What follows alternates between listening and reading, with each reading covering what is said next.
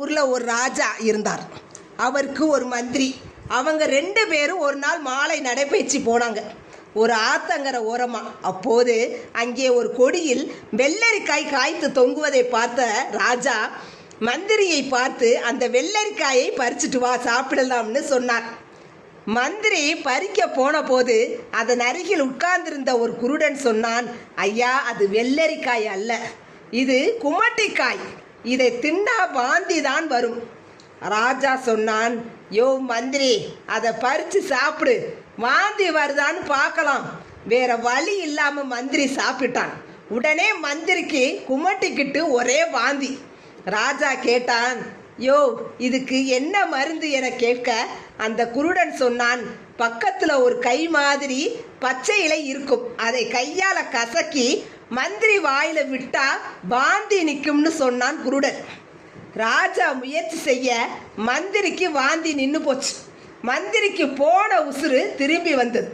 ராஜா குருடனை பார்த்து, உனக்குத்தான் கண்ணே தெரியாதே, எப்படி கரெக்டாக சொன்னாய் என்று கேட்க குருடன் சொன்னான், ராஜா, இந்த நாட்டில் எங்கேயுமே பஞ்சம் பசி பட்டினின்னு இருக்கு.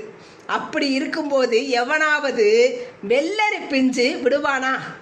எப்பவும் இயற்கை ஒரு நோய் கொடுக்குற காயை கொடுத்தா இறைவன் பக்கத்தில் ஒரு மாற்று மருந்து கொடுத்துடுவான் என்றார்.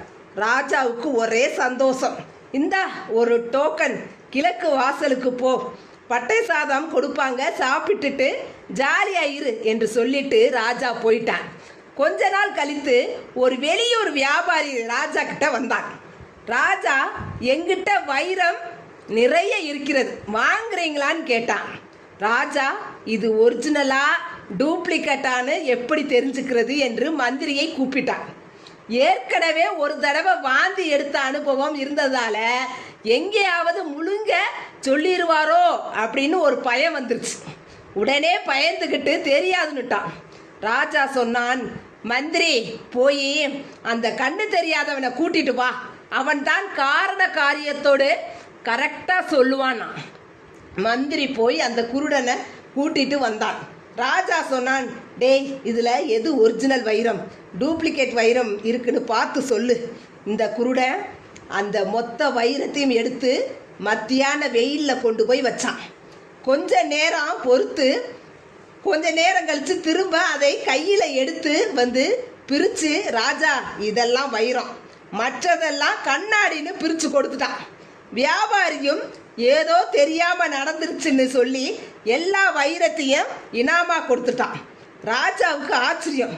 ராஜா குருடனை பார்த்து கேட்டான், எப்படிடா கண்டுபிடிச்ச? காரண காரியத்தோடு சொல்லு. குருடன் சொன்னான், ராஜா, வெயிலில் வைரம் சூடாகாது, ஆனால் கண்ணாடி சூடாகும்.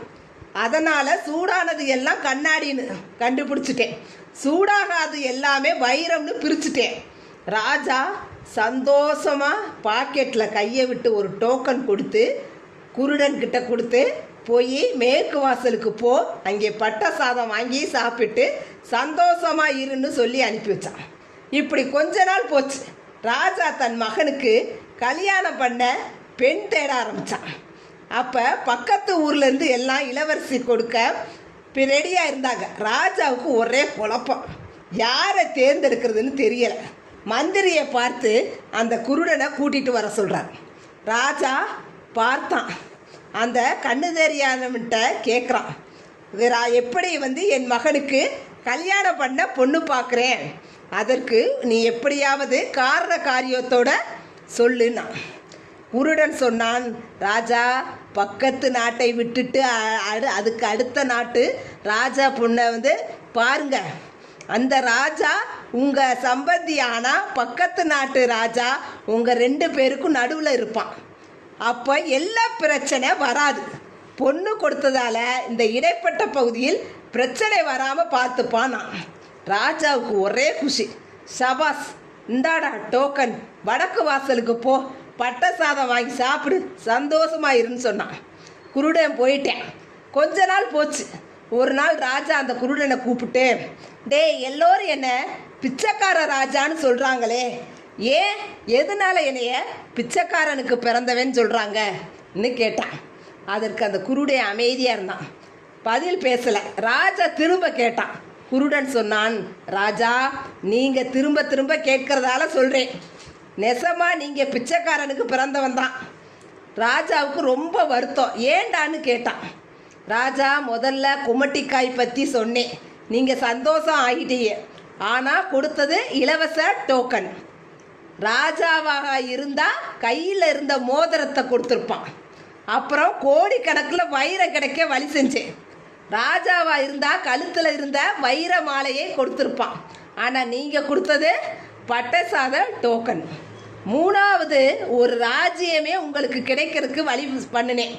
ஆனால் நீங்கள் கொடுத்தது இலவச பட்டை சாதத்துக்கான டோக்கன். இன்னொரு ராஜாவாக இருந்தால் ஒரு 4 கிராமத்தை எழுதி கொடுத்துருப்பான். இப்போ சொல்லுங்க, ஏன்னு புரியுதா உங்களுக்கு?